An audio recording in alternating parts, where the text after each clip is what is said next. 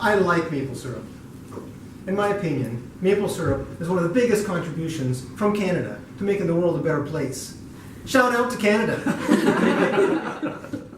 Maple syrup is so good that if you met someone who didn't like maple syrup, that would be strange. Now maybe they're trying to cut down on their sweets, or maybe it's not their favorite thing, but if they didn't like maple syrup, that would be odd. It's such a common thing to like maple syrup. That doesn't really tell you much about me when I say I like it. So since this is my icebreaker speech for Toastmasters, I should tell you something more personal. So I'll talk to you about what I think is the most important thing in this life. I could live a long time. I don't have plans to die prematurely. That's a bad plan. And maple syrup, Canadian maple syrup, is one of the healthiest sweeteners. So I could live a long time. No matter how long of a life I have, my afterlife is going to be way longer. So the question of eternity is actually more important than the most important thing in this life. You wouldn't want to rush into answering the question of eternity, and you wouldn't, because it's so important, and you wouldn't want to put it off. I've answered the question of eternity. I put my faith and trust into something trustworthy, not in tradition, not based on sentiment. But that's about faith, not about me, personally. So I'll get back to talking about what I think is the most important thing in this life.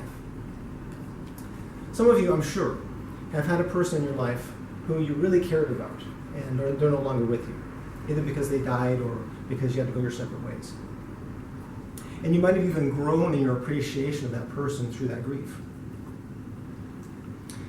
And the reason that we are sad about that loss is because that relationship is so valuable to us. And what I think is the most important thing in this life is the caring relationships that we have with people. There was a technical support case that I was working on a while back, and for various reasons it took a long time to resolve. And so I built up a bit of a relationship with the customer. And I think that's why he decided to tell me that the reason he hadn't gotten back to me the previous week was because he was in the hospital and he had been diagnosed with terminal cancer. And looking back on that experience, I'm so glad I had a good relationship with that customer. I don't have to have regrets about the way I treated him. Every connection we make has its own backstory. Each one of us can touch 1,000 lives with kindness.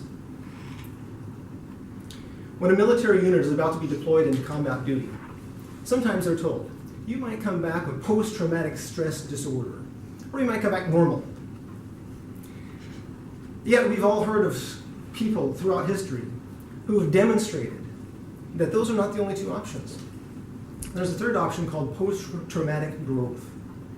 And one of the big differences between people who crack under the pressure and people who thrive and grow through adversity is their social network, the caring relationships that help give our lives purpose and meaning. There's a TED Talk I watched, and when you watch it, you'll easily see the connection with what I'm talking about. One of the things they demonstrated in this TED Talk is the strong correlation between caring relationships and physical health. And from my own studies, I've come to the conclusion that good relationships are the most important thing for our physical health.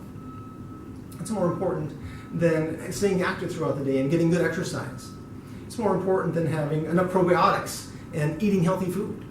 Good relationships are more important than drinking enough water and getting enough sleep. And all those things are critical for your health.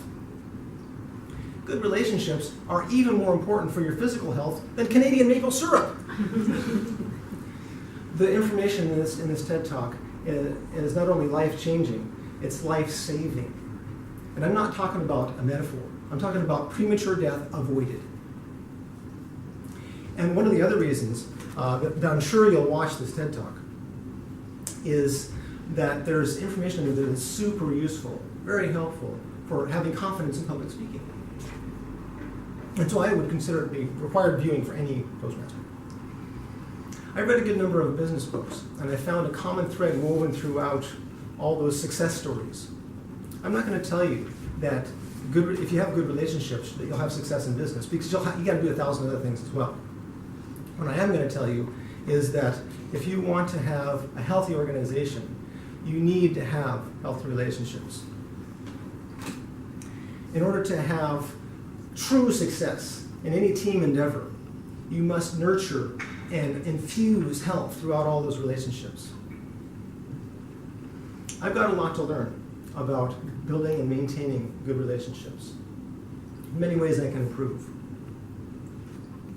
Having healthy relationships helps your physical health, it helps your mental health, it helps your professional health. And because we're all aware of the vital importance of good relationships, we're going to notice mentors who can help us and lessons we can learn. And one thing I can tell you, I don't need to wait until I've lost someone before I can fully appreciate that person.